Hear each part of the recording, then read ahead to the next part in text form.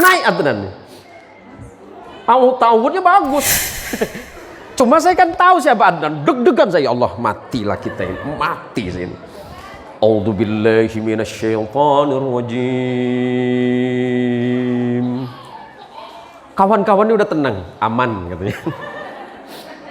Ternyata adzan ini kan memang bukan qori, Bu. Sudah bacaan kemana, lagu kemana, sampai 40 menit belum selesai. 2 makro belum selesai baca. Saya agak kesal di belakang, saya tepuk, Nan, turun Nan, turun Nan. Bukan tak bisa turun kawan, aku tak tahu lagu yang turun tuh.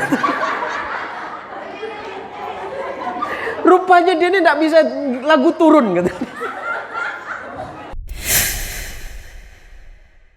Wa afhamana bi'ulumil ulama'il 'amilin.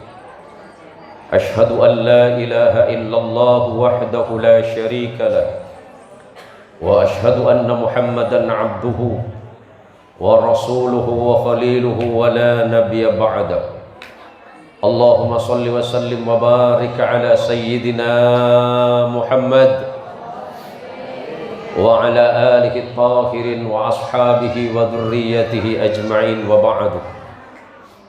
Yang saya hormati dan saya muliakan para alim, alimul allamah, para kiai, terkhusus kepada sahabat saya Ustadz siapa, lupa nama saya. Saya ingat beliau Juragan Nanas, Ustadz Munasan. Kami bersahabat sejak tahun 90 yang lalu. Kepada Kiai Haji Mahrus, kepada Kiai Mahrus, pengasuh pondok pesantren Al Anwar, Bapak tadi yang sambutan nyebut-nyebut duit, Pak Sekdes ya, Pak Sekdes, Pak Sekdes nyebut PC sing tak beri PC lah. Anggaran disebut tadi. Ibu dapat enggak, panitia dapat enggak? Hah? Dapat belum? Nah, nanti biar saya mintakan sama beliau ya. Pak Syahri, saya sudah lama juga tidak bertemu dengan beliau. Ibu-ibu, mudah-mudahan semuanya sehat walafiat. Rezekinya dilancarkan oleh Allah. Anaknya jadi anak solih dan solihah. Suaminya jadi suami yang setia. Kalau kedengaran aminnya kayaknya punya masalah ini. Sebenarnya pagi ini saya kurang sehat, Ibu. Saya kurang sehat. Karena memang setelah beberapa kegiatan pengajian di beberapa tempat, tapi saya sudah janji sama beliau saya harus hadir pada hari ini. Sebenarnya kegiatan safari dakwah saya dimulai nanti tanggal 1 Februari sampai nanti tanggal 26 Maret. Berarti selama kurang lebih 2 bulan, pagi, siang, sore, malam saya harus mengisi pengajian. Tapi walaupun demikian, saya berharap mudah-mudahan walaupun saya kurang sehat, berkat doa ibu-ibu semuanya di majelis ini, saya diberikan kesehatan oleh Allah Subhanahu wa taala. Amin. Sebelum saya menyampaikan sesuatu, saya dengar hadir pada pagi ini guru saya. Ada Umi Salwa ya? Ada? Umi Salwa enggak hadir? Umi Salwa hadir? Atau Umi lagi tetangga ini sebut, bada tetangganya itu. Atanya Umi Salwa. Bada Umi Salwa hadir gimana nih? Beliau itu guru saya. Oh. Tahun 80 saya mengaji sama beliau. Saya ngaji sama beliau tahun 80 waktu di Meranti, dan saya salah satu murid terbaik beliau. Setiap hari saya dipanggil sama beliau. Berarti saya orang baik kan?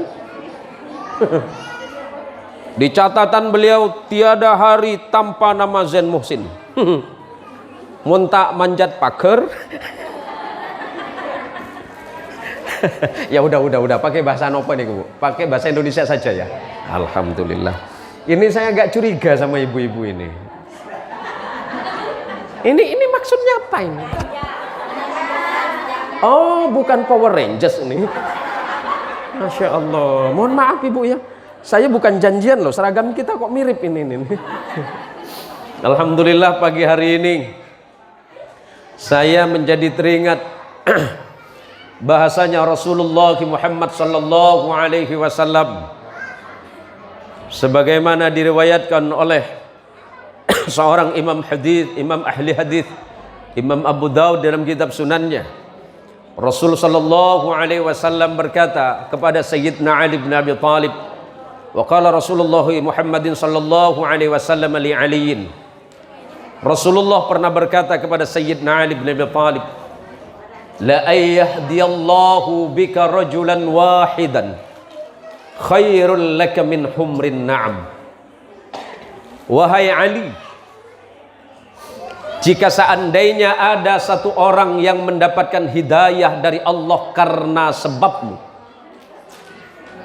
ada satu orang dapat hidayah dari Allah karena sebabmu, karena sebab majlis ini, karena sebab ibu-ibu majlis taklim apa namanya ini,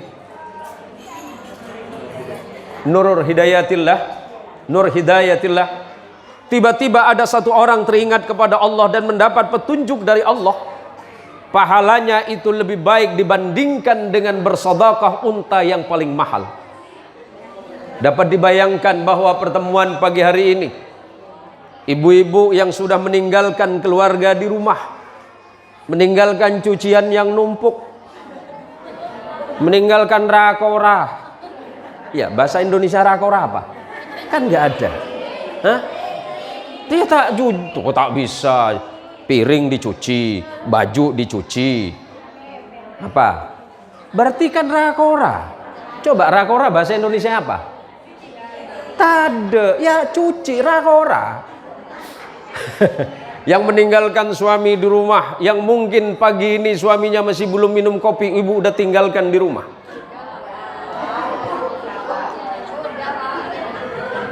Anak udah dikasih makan? Suami sudah? Suami sudah dimandiin di rumah? Berarti belum. Oh, tukang mandi tibi kan? Ini penting Bu. Saya sangat berterima kasih sama panitia, karena panitia Ustadz Munasan sudah beberapa hari yang lalu datang ke rumah. Beliau dalam kondisi sakit, saya pun dalam keadaan sakit, dan alhamdulillah hari ini pun kita masih sama-sama sakit. Tapi saya yakin kepada Allah, mudah-mudahan karena sebab pertemuan ini Allah memberikan kita semuanya kesehatan zahir dan batin oleh Allah. Jangan pernah menganggap perkara ini perkara biasa. Ini sama-sama jihad, ini sama-sama berjuang. Kemakhrus berjuang dengan dunia pesantrennya, dengan ilmu agamanya. Beliau mengajar di pondok pesantren, bersusah payah mendirikan pesantren dengan sulit. Ustadz Munasan mendirikan majlis, mendirikan musalla, begitu sulit. Ustadz Khairuddin dan Ustadz Syahri sama. Saya juga sama berjuang, ibu pun sama berjuang di jalan Allah dengan cara yang berbeda. Tapi walaupun demikian, tujuan kita adalah sama, menegakkan dan meninggikan syariat agama Allah. Dan mudah-mudahan dari kesamaan-kesamaan niat dan tujuan inilah menyebabkan kita semuanya dimasukkan ke dalam surganya Allah Subhanahu wa ta'ala, bertemu dengan junjungan mulia kita Rasulullah Muhammadin sallallahu alaihi wasallam. Janji Nabi kepada kita, yuhsyarul mar'u ma'aman ahabba. Seseorang pasti akan dikumpulkan bersama orang yang paling dicintainya. Kalau kita cinta kepada Nabi, pasti kita berkumpul dengan Nabi Muhammad sallallahu alaihi wasallam. Kalau kita cinta dengan kebaikan, pasti akan dikumpulkan dalam kebaikan. Kalau kita cinta kepada solawatan, kelak kita dikumpulkan bersama orang yang senang kepada solawatan. Kalau orang yang senang gosip,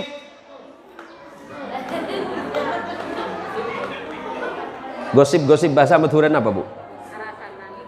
Arasanan. Nah, arasanan gimana harus?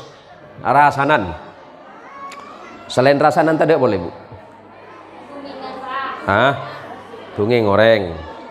Rasanan. Abibian tunging. Iya pala saya ampo rasanan yang suka gosip-gosip nanti dikumpulkan sama siapa? Nikita Mirzani Ustadz. Gini Bu. Maka pagi hari ini, maka mari kita niatkan dulu, kita tata hati, tata niat di dalam hati, datang ke majelis ilmu yang insya Allah ini tiap sebulan sekali ya. Ada seminggu sekali, ada sebulan sekali, ada setahun sekali. Oh pantesan warna-warnanya beda ini. Nah, boleh saya sapa satu-satu Ibu? Nah, ini yang warna coklat ini apa namanya, majelis apa? Nur Hidayatillah. Yang warna ini apa warnanya ini? Mega Timur, kayak pernah ngelihat saya. Yang hijau-hijau, mun tak ngerti hijau, biru.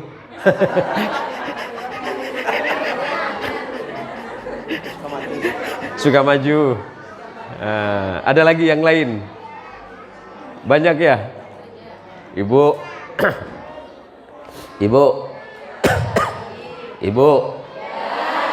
Ibu pengen masuk surga? Mau yang bayar apa yang gratis? Suaranya siapa? Jareng tetan dia reng delem nah. Ini lagi kalau nah. Mak bode suarga gratis nah. Suaranya siapa nah? Bu, ngapunten ki Bu. Saya pakai bahasa Duro dulu Bu. Bu, montro masuk aswarga. Montro masuk aswarga. Apa bener gitu? Sehedet apa becek. Nah, nanti saya ganti pakai bahasa Indonesia ya. Ini untuk orang-orang saya dulu lah. Untuk orang India yang berhidung minimalis ini. Ya nanti saya terjemahin Bu ya. Area untuk orang India yang hidungnya minimalis. Orang Madura montro masuk surga sehedet apa becek, bejeng apa becek, lakon apa becek, solawat apa becek, ketetanggan apa becek. Apa jeng bener mun ketetanggan apa tak pati becek, salah lagi ya. Ah, nih yang bahasa Indonesia ya.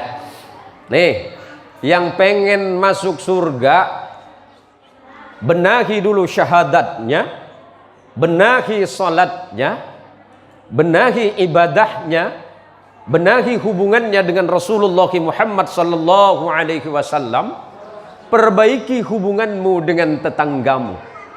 Sebab banyak di antara kita taat beribadah kepada Allah, rajin dan tekun datang ke masjid, selalu rajin datang sholawatan, hampir setiap majlis dia datang. Tetapi yang membuat dia sulit masuk surga kenapa? Ternyata dia tidak mampu menjaga lisannya, tidak mampu menjaga lidahnya, terutama kepada orang-orang yang ada di sekitarnya. Lidah ini kelihatannya kecil, tapi dia mampu memberikan efek yang sangat luar biasa. Dengan lidah ini kita bisa diselamatkan oleh Allah dan masuk surganya Allah. Dengan lidah ini pula kalau salah-salah kita bisa celaka dari dunia dan akhirat, dan bahkan menjadi musuh Allah Subhanahu wa taala. Na'udzubillah tsumma na'udzubillahi min dzalik. Maka jaga lidah kita terutama kepada siapa? Kepada Allah dan Rasulnya, kepada orang-orang yang ada di sekitar kita. Yang paling dekat kita, hidup kita adalah kalau suami kepada istri dan istri kepada suami. Nih, hati-hati. Suami harus mampu menjaga lidahnya kepada istri, istri pun harus mampu menjaga lidahnya kepada istrinya. Nah, pertanyaan saya untuk ibu-ibu, mohon maaf saya pakai bahasa Madura dulu ini. Bu, oh Bu, pola apa kun saya celeper? Mbak bini nasa apa aja?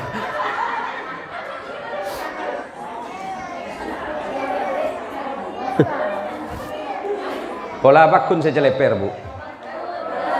Saya nggak kate. Pebecek bejengah, potokang bejeng ken saya nggak. Cek ampo per celeper kalakena. Paham Bu? Loh bre, boleh. Bu, ya biar adil bu. Yang paling dekat dengan ibu itu kan suami. Ibu sudah jaga lidah nggak dengan suami?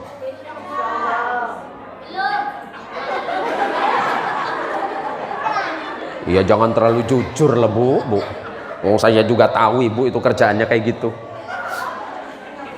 Hati-hati bu. Suami pun nggak usah sembarangan sama istri.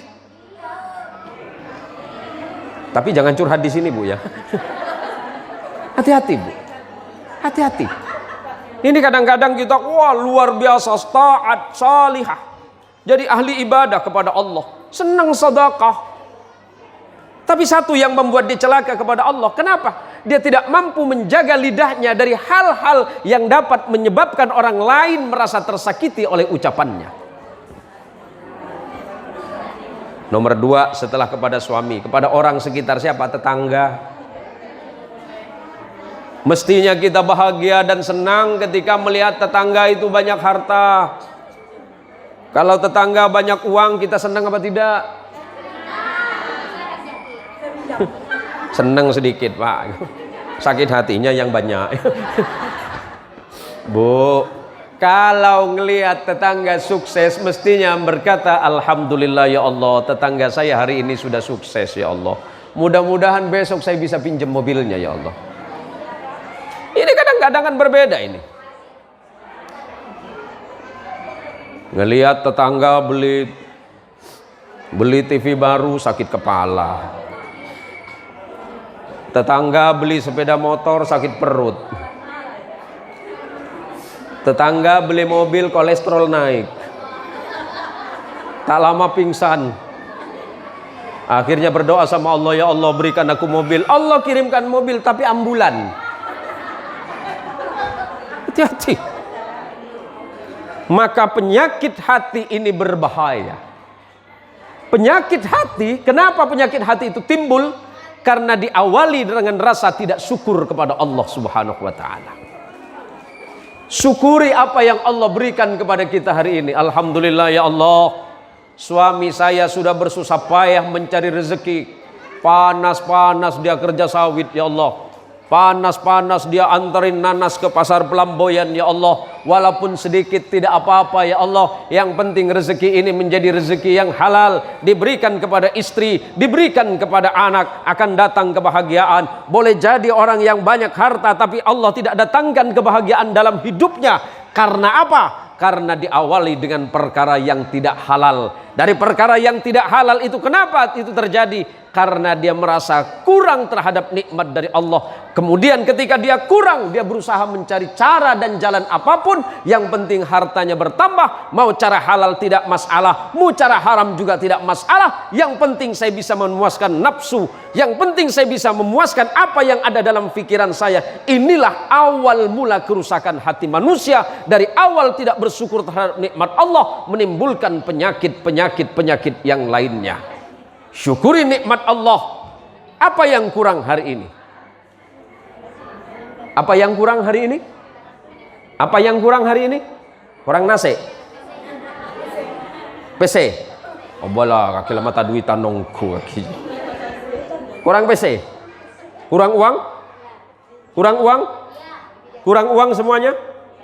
Oh lah pada penyakit dia. Bu, hati-hati bu. Hati-hati. Hati-hati dengan sikap itu. Kita kan menganggapnya biasa itu. Pernah kita bersyukur enggak? Ketika malam-malam suami sudah tertidur, ibu pandangi wajah suami ibu. Mulai malam ini lihat suaminya bu. Ini cek coba tentang laki. Beniji ya bu.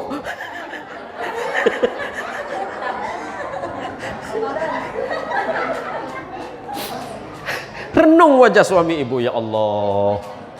Suamiku ini ya Allah. Seharian bekerja kecapean ya Allah, panas. Kulitnya makin lama makin mengering ya Allah. Bukan hitam lagi ya Allah, tapi udah biru ya Allah. Tapi dia lakukan demi anak istri ya Allah. Suami saya di tengah jalan ya Allah dalam keadaan panas ya Allah, dia tidak peduli. Dalam keadaan hujan dia tidak peduli. Yang penting dia mendapatkan rezeki yang baik dan halal. Mestinya saya bersyukur ya Allah daripada suami orang di luaran sana yang punya banyak harta, yang mobilnya gonta-ganti, yang belum tentu itu adalah rezeki yang halal. Sedikit tidak masalah, yang penting halal. Banyak tapi kalau haram, urusan di dunia banyak, di akhirat apalagi. Maka sebelum itu terjadi, setiap apapun yang Allah berikan kepada kita hari ini, syukuri dulu. Alhamdulillah ya Allah. Bangun dari tidur kita berkata kepada Allah, alhamdulillahilladzi ahyana ba'dama amatana wa ilaihin nusur. Terima kasih ya Allah. Matur sembah suwun Gusti Allah, matur sekelangkong Gusti Pangeran, Engkau telah menghidupkan aku sesaat setelah kematianku yang sebentar, dan pada akhirnya kami pasti akan kembali kepadamu ya Allah. Awali hidup dengan rasa syukur kepada Allah. Bangun dari tidur berdoa kepada Allah. Selepas berdoa kepada Allah, masuk hammam, masuk baitul khala. Kemudian selepas itu wudu, kemudian salat. Selepas salat kemudian ajak suami salat berjamaah. Habis salat berjamaah menjelang pagi, kemudian siapkan sarapan untuk suami, saling berdoa untuk kebaikan bagi istri dan keluarga. Kemudian setelah itu berangkat suami ke tempat kerja, iringi suaminya dengan doa kepada Allah. Ya Allah, mudah-mudahan suamiku diberikan keselamatan dunia dan akhirat. Engkau tuntun jalannya ya Allah. Engkau bimbing dia ke jalan yang lurus. Engkau jauhkan dia dari perkara yang engkau tidak sukai. Engkau dekatkan dia kepada kebaikan. Dan engkau berikan rahmat dan kasih sayang kepada keluarga ini. Begitu caranya.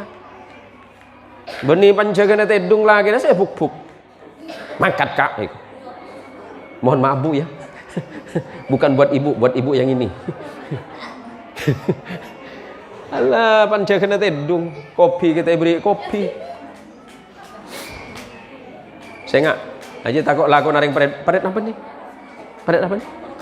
Parit tengah baru. Hati-hati. Barulah setelah kita mensyukuri nikmat Allah, Allah pasti akan menambahkan nikmat-nikmat yang lain. Boleh saya minum, Bu?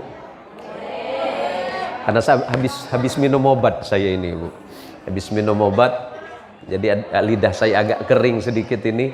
Jadi mohon maaf sebentar Ibu ya. Bismillah. Kedua, istiqomahlah dalam kebaikan. Saya sangat bersyukur ketemu dengan ibu-ibu, insya Allah sudah beberapa kali. Dan mudah-mudahan ibu-ibu semuanya istiqomah. Istiqomah itu berat. Kadang kita mau berbuat baik banyak, tapi satu kali. Istiqomah itu adalah melazimkan sebuah perkara kebaikan walaupun itu sedikit. Istiqomahlah. Saya menjadi teringat ucapan Ibnul Qayyim Al-Jauziyah rahimahullahu ta'ala. Beliau mengatakan a'zamul karamah luzumul istiqomah.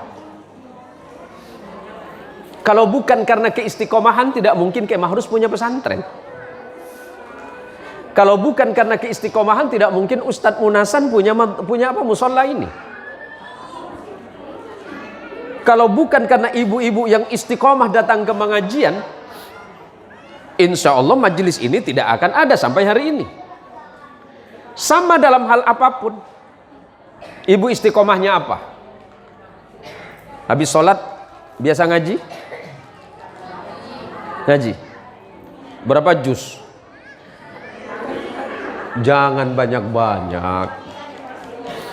Karena kalau orang kampung saya itu kalau baca Quran itu sekali baca selesai, tapi 1 tahun tidak baca lagi. Tidak apa-apa, habis sholat ambil satu halaman. Sebenarnya caranya mudah Ibu.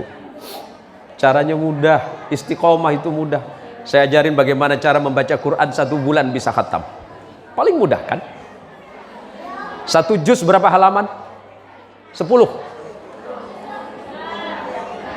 10 10, 9 sampai 10. Sehabis sholat ambil 2.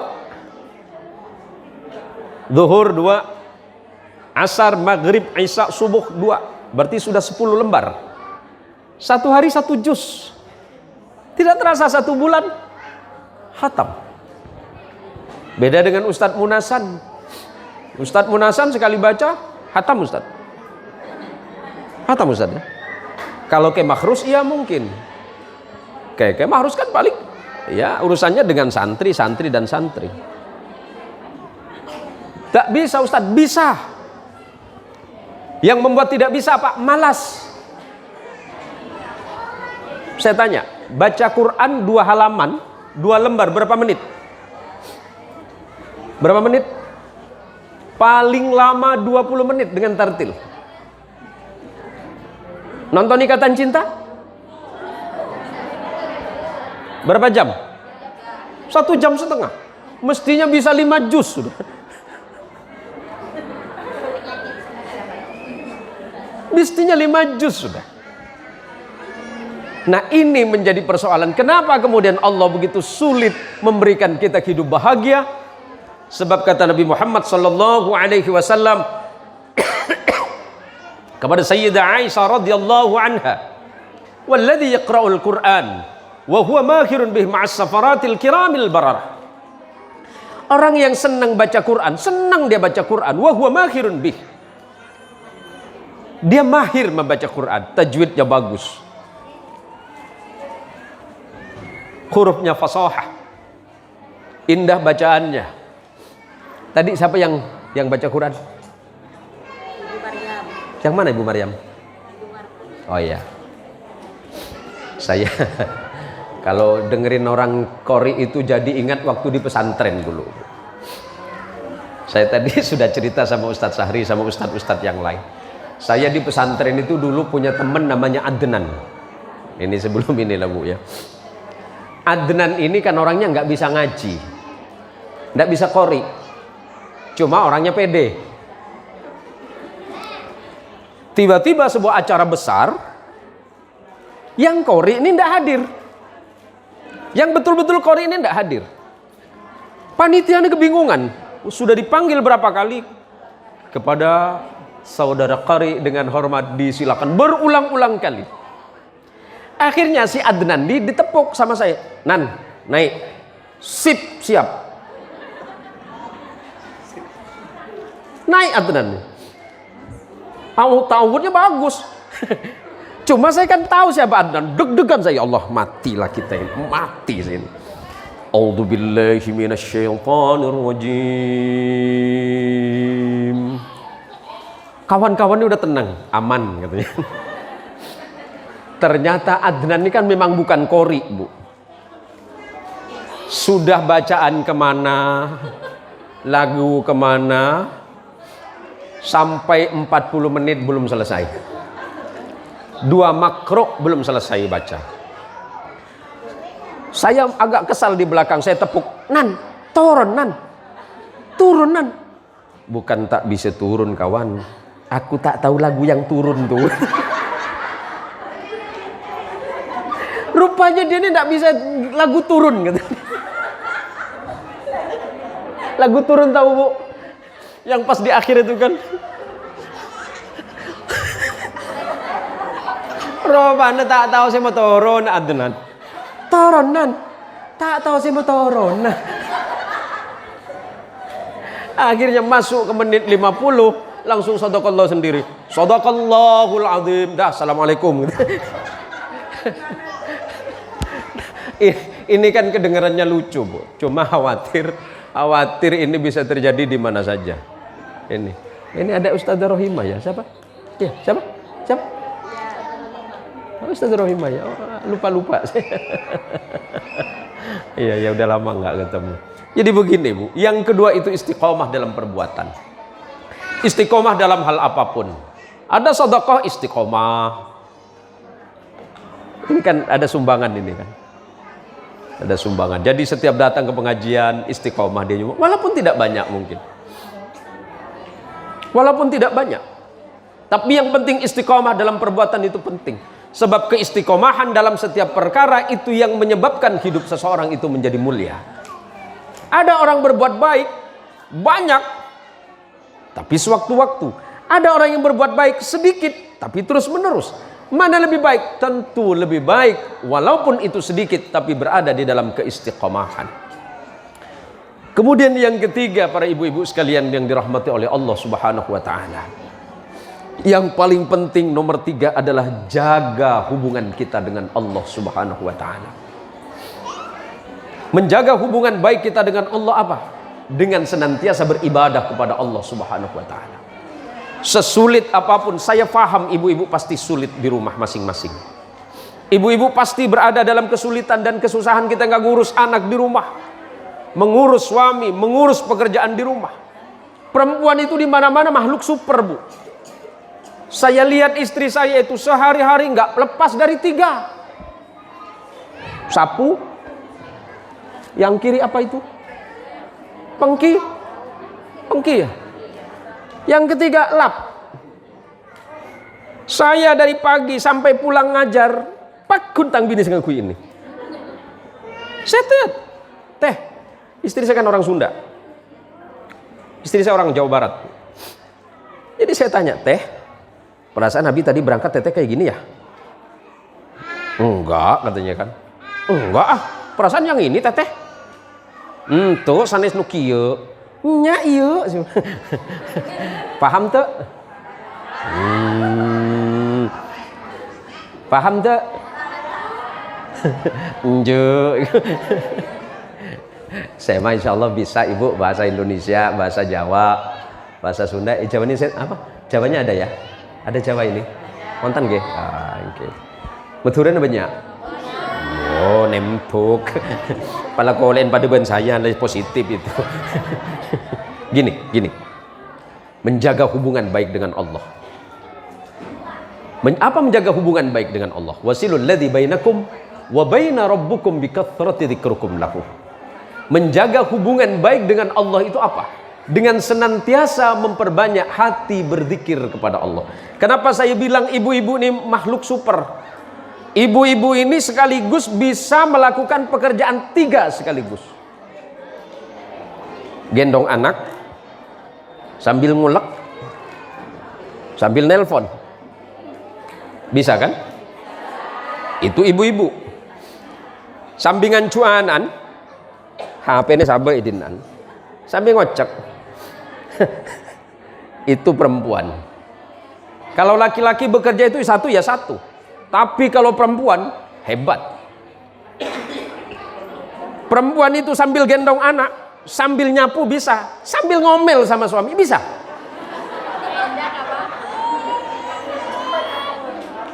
Wah, Mbak Najiyah tak campur. Tapi Pak Ustadz, gimana saya tak ngomel? Laki saya itu kerjanya, Bu. Ibu merasa bahwa pekerjaan itu berat. Ngurus ini, ngurus itu. Tapi suami juga merasa pekerjaannya berat. Beratan mana? Sama-sama berat. Ayo sekali-sekali gantian kerjaannya. Hari ini ibu ngurus rumah, nyusui anak. Besok giliran suami nyusui anak. Ibu kerja di luar cari uang. Bisa? Nggak bisa.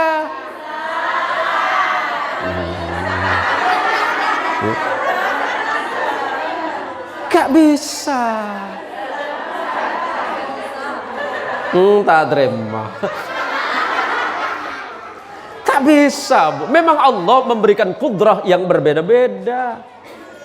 Ustadz Munasan suruh nyusuin mana bisa.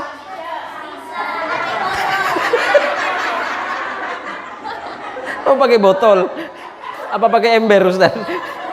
Gak bisa. Karena Allah memberikan kudrat kepada manusia itu beda-beda. Kadangkala kalau saya dengar itu, laki-laki itu kayak nggak ngerti pekerjaan istri. Apa dikira pekerjaan istri enak? Suami pun ngomel. Apa dia kira cari duit itu gampang? Sekali tendang jadi duit. Iya Cristiano Ronaldo nendang dari PC. Orang yang pada tengah nendang. Ini Allah memberikan tugas dan fungsi kepada suami dan istri itu berbeda-beda. nih tugas suami apa, tugas istri mana. Maka semua insya Allah ketika berkaitan tentang tujuan-tujuan baik dari dunia dan akhirat, suami istri harus bersama-sama. Jangan, wah ini tugas suami, enggak, ini tugas istri. Tugas istri ada, tugas suami ada. Nah, ketika membentuk rumah tangga, tugas bersama. Jangan nanti bilang, Pak, ngurus anak bagian bapak, ngurus rumah tangga bagian saya. Enggak. Semuanya adalah tugas bersama, dan ketika menyangkut hubungan-hubungan antara kita dengan Allah adalah tugas suami dan istri, bahkan di dalam keluarga adalah tugas bersama-sama. Sudah jam berapa ini? Kok perasaan saya nggak enak ya? Apa saya belum dikasih makan sama panitia ya?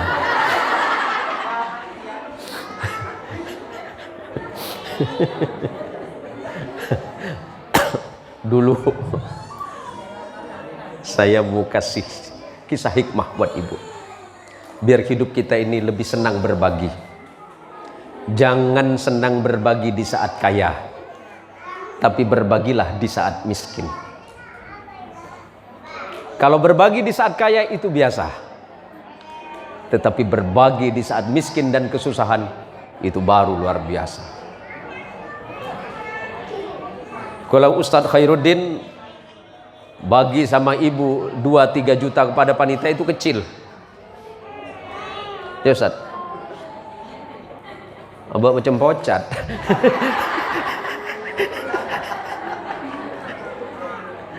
Nih, berbagi di saat kita miskin itu hebat. Saya punya cerita yang sederhana. Dulu sekitar tahun 90 sekian, ada seorang suami istri yang sudah berumur, dan mereka hidup berdua karena tidak memiliki keturunan. Kesana kemari suami istri ini selalu bersama-sama, dan pernikahan mereka berdua itu berlangsung kurang lebih 6-70 tahun, 60 tahun. Karena memang pada masa itu kedua suami istri ini usianya sudah 80 tahun. Pada suatu pagi ketika mengikuti pengajian subuh di masjid, dia mendengarkan seorang ustadz berkata seperti ini, mengutip hadis Rasulullah Muhammad sallallahu alaihi wasallam, "Ma naqasat shadaqatum min malin bal yazdad."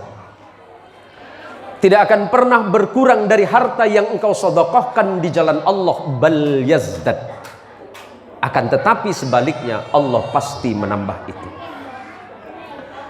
Selepas pulang dari pengajian ini, pengajian subuh di masjid ini, suami istri ini bercerita di rumah bahwa sebenarnya mereka berdua pengen bersedekah, tetapi mereka tidak punya apa-apa selain rumah. Seandainya rumah itu mereka sedekahkan, tentu mereka tidak punya tempat lagi. Akhirnya kemudian suami istri ini sepakat menjual rumah ini. Menjual rumah ini dengan harga sekian, hanya dengan tujuan untuk menyumbang pembangunan masjid di mana tadi pagi beliau berdua ini mengikuti kajian subuh. Kemudian orang-orang berkata di sekitarnya, tuh lihat, suami istri menjual rumahnya dan mereka sekarang ngontrak hanya untuk menyumbang masjid.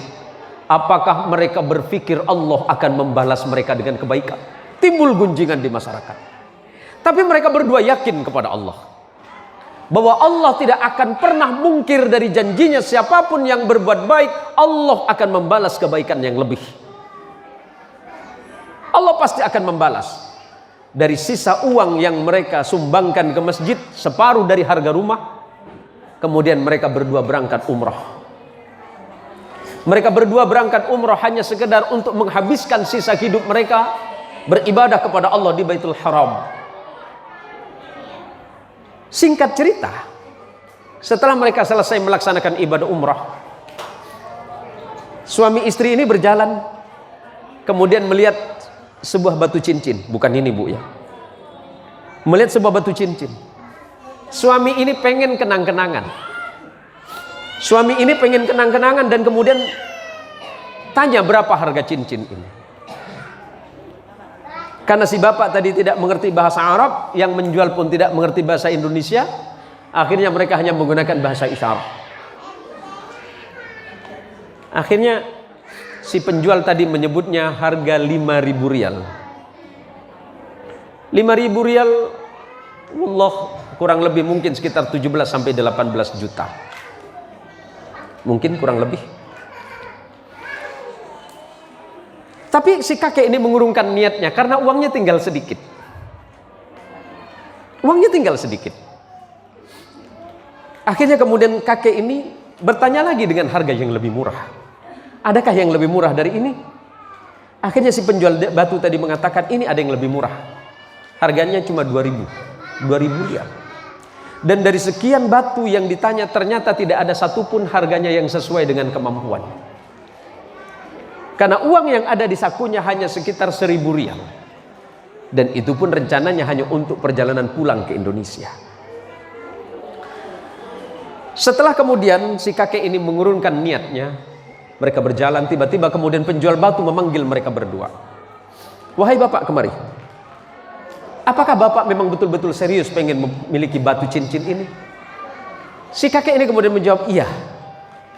Berapa uang bapak? Uang saya tidak banyak, uang saya tinggal 1.000 rial. Itu pun akan saya bawa pulang ke Indonesia. Khawatir di perjalanan saya kekurangan bekal. Akhirnya atas izin Allah kemudian si penjual batu ini kemudian mengambil tangan si bapak dan berkata, bapak, ini ada batu cincin, siapa tahu cocok untuk bapak, dan sebagai kenang-kenangan bapak tidak usah bayar dengan saya. Tidak usah bayar. Ini sebagai hadiah saya dari saya saja. Akhirnya si bapak ini kemudian mengambil cincin ini dan kemudian memasukkan ke dalam sakunya dan tidak memakainya. Singkat cerita, setelah sampai di Indonesia, setelah mereka berada di Indonesia kembali ke rumah kontrakan, akhirnya dia bercerita sama istrinya bahwa hari itu dia tidak punya uang. Habis sudah uangnya. Habis seluruh uangnya. Dia dermakan di jalan Allah. Separuhnya sebelum berangkat umrah dia sumbangkan ke masjid. Kemudian setelah itu berangkat umrah dan sisanya sudah tidak ada. Tentu sebagai seorang perempuan di mana-mana pasti selalu merasa cemas, khawatir, bahkan takut tentang rezeki. Jadi kalau ibu-ibu merasa khawatir, cemas dan takut tentang rezeki, itu bukan cuma ibu, hampir seluruh perempuan di dunia. Selalu cemas, khawatir, was-was, bahkan takut akan kekurangan. Akhirnya si kakek ini berkata kepada istrinya bahwa dia akan ke pasar. Saya akan ke pasar, siapa tahu batu yang kemarin kita dikasih hadiah di Mekah, yang dikasih hadiah waktu di Saudi, siapa tahu bisa laku. Karena itu tinggal satu-satunya. Setelah sampai di toko emas, kemudian si kakek ini memang dari pertama menerima batu ini tidak pernah melihat batu ini. Setelah diperiksa oleh toko emas, petugas di toko emas, kemudian petugas ini atau yang di toko emas ini bertanya kepada bapak ini, apakah bapak yakin bapak mau menjual ini? Iya, saya yakin. Yakin bapak mau jual? Iya. Apakah bapak yakin bapak akan menjual ini? Iya. Silakan masuk ke dalam. Si kakek ini bingung, ada apa pak? Ya udah masuk ke dalam, kita bicarakan di dalam. Atas izin Allah, si kakek ini juga tidak tahu apa sebenarnya batu yang dimaksud tadi. Batu yang diberikan oleh penjual batu yang di tanah Arab tadi. Setelah terjadi perbincangan, ternyata batu ini adalah batu berlian. Batu berlian yang dia sendiri tidak tahu sebenarnya. Akhirnya si penjual ini bertanya, Pak, bapak mau jual berapa batu ini? Si kakek tadi malah balik bertanya, saya tidak tahu. Karena saya ini dapat hadiah. Iya, bapak mau jual berapa? Berapapun bapak sebutkan, saya akan bayar. Akhirnya terjadi kesepakatan pada hari itu. Kemudian batu yang dibawa oleh bapak ini dihargai dengan harga 5 miliar rupiah. Subhanallah walhamdulillah wa la ilaha illallah wallahu akbar. Siapapun yang bersungguh-sungguh berinfak di jalan Allah, menghabiskan hartanya di jalan Allah, Allah tidak akan pernah melalaikannya. Rumah tadi yang terjual untuk disumbangkan di jalan Allah untuk pembangunan masjid diganti dengan lebih baik. Biaya perjalanan haji, biaya perjalanan umrohnya pun lunas semuanya karena uang yang tadi. Tapi setelah itu, karena memang mereka berdua itu dalam kondisi yang sangat sepuh, mereka tidak lagi membutuhkan uang itu, tapi kemudian beliau berdua menyumbangkan kembali di jalan Allah Subhanahu wa ta'ala. Begitulah ketika hati seseorang sudah betul-betul terikat dan yakin serta percaya kepada nikmat dan rezeki dari Allah, bahwa rezeki itu urusan Allah, sementara bekerja adalah urusan kehidupan manusianya. Maka ibu-ibuku sekalian, ibu-ibu sekalian yang dirahmati oleh Allah, jangan pernah khawatir ketika ibu berinfak dan bersedekah di jalan Allah Subhanahu wa ta'ala. Allah tidak akan pernah mengurangi harta apapun dari harta yang ibu miliki. Para jamaah sekalian yang dirahmati oleh Allah, khususnya ibu-ibu pengajian Majelis pengajian gabungan Permata Al-Khumairah Desa Sungai Malaya dan Permata Al-Wasilah Desa Mega Timur, mudah-mudahan ibu-ibu senantiasa istiqamah di dalam berorganisasi, istiqamah di dalam berjam'iyah. Mudah-mudahan apa yang telah ibu laksanakan selama sekian tahun menjadi nilai ibadah dan menjadi nilai kebaikan bagi kita semuanya, khususnya bagi keluarga ibu-ibu. Mudah-mudahan ibu-ibu dijadikan sebagai wanita salihah, anak-anaknya dijadikan wanita anak yang soleh dan solehah, suaminya menjadi suami yang bertanggung jawab dari dunia dan akhirat. Amin ya rabbal alamin. Yang paling terakhir, titip jaga kesehatan, karena sekarang kan konon ada koron lah, ada varian baru. Tetap jaga kesehatan, jaga protokol kesehatan. Kalau memang ada kegiatan yang tidak terlalu penting dan tidak terlalu dibutuhkan untuk keluar, ya jangan terlalu sering keluar demi kesehatan keluarga. Tetap patuhi aturan pemerintah, karena itu demi kebaikan kita bersama, kebaikan bangsa dan negara ini. Ibu-ibu sekalian yang dirahmati oleh Allah, terkhusus kepada Kemonasan, para kiai-kiai yang lain yang hadir pada siang hari ini, terima kasih atas waktu dan kesempatannya. Sebenarnya saya pengen lama-lama juga, Bu, tapi mohon maaf karena sepertinya tenaga saya sudah habis. Karena memang kondisi saya memang kurang fit. Ini saya khawatir, tadi malah saya khawatir takut nggak bisa datang. Dari tadi subuh saya sudah minum ini minum itu, yang penting saya bisa hadir, saya bilang, karena saya sudah janji sama Ustadz Munasan untuk hadir di majelis ini. Mudah-mudahan kita senantiasa diberikan kesehatan zahir dan batin oleh Allah Subhanahu wa taala. Dan majelis ini rupanya saya baru paham kalau ini apa namanya? Menanjak kubu apa? Kubu raya menanjak. Baru paham lah saya. Karena saya juga orang Kuburaya, lahir besar di Kuburaya. Cuma sudah besar saya Laga, pindah ke kota. Saya tahun 87, saya pindah dari kampung kelahiran saya. Nah, saya lahir di Meranti, Bu. Tahu ya Meranti ya? Meranti, Desa Ambawang, Kecamatan Sungai Bawang. Saya lahir di sana tahun 71, makanya saya berguru sama Umi Salma. Tapi tahun 87 saya pindah. Tapi sampai sekarang saya masih tetap, karena kampung kelahiran saya adalah segalanya bagi saya. Walaupun saya jauh, saya melanglang buana ke sana kemari, saya tetap ingat kampung. Yang paling menyedihkan itu, kalau saya ceramah di Indonesia biasa, Bu.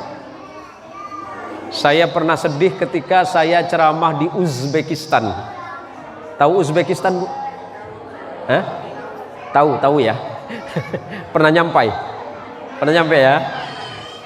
Saya pernah ceramah di Uzbekistan, ya, karena memang makanannya makanan Eropa, tidak ada yang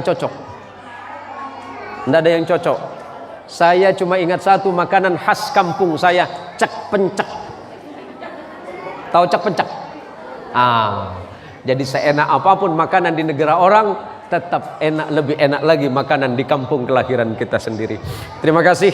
Ini saja yang dapat saya sampaikan. Mohon maaf jika apa yang saya sampaikan kurang berkenan, tetapi walaupun demikian saya berharap mudah-mudahan ini menjadi kebaikan kita bersama dan menjadi saksi kita kelak di hadapan Allah Subhanahu wa taala bersama junjungan kita Rasulullah Muhammad sallallahu alaihi wasallam.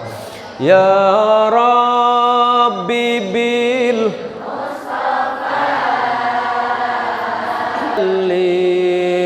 maqasidana waghfir lana ya wasi'al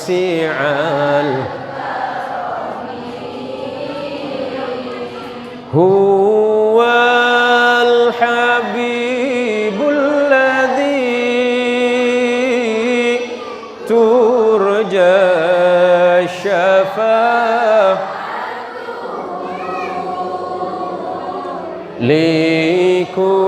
likulli hawlim minal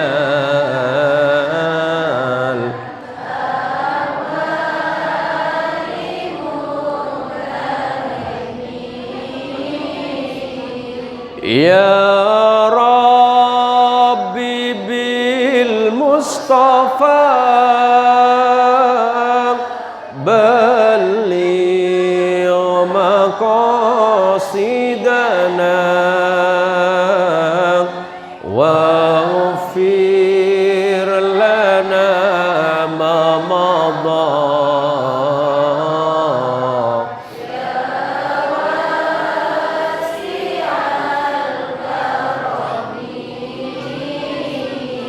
ya arhamar rahimin ya arhamar rahimin ya arhamar rahimin farrij 'alal muslimin ya Rabbi bil Mustafa balligh maqasidana waghfir lana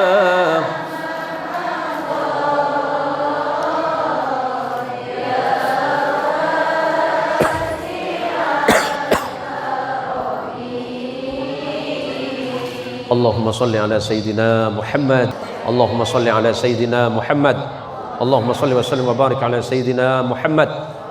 Terima kasih atas segala perhatian dan mohon maaf. Hadanallahu wa iyyakum ajma'in. Wallahul muwafiq ila aqwamit thariq. Tsumma assalamu alaikum warahmatullahi wabarakatuh.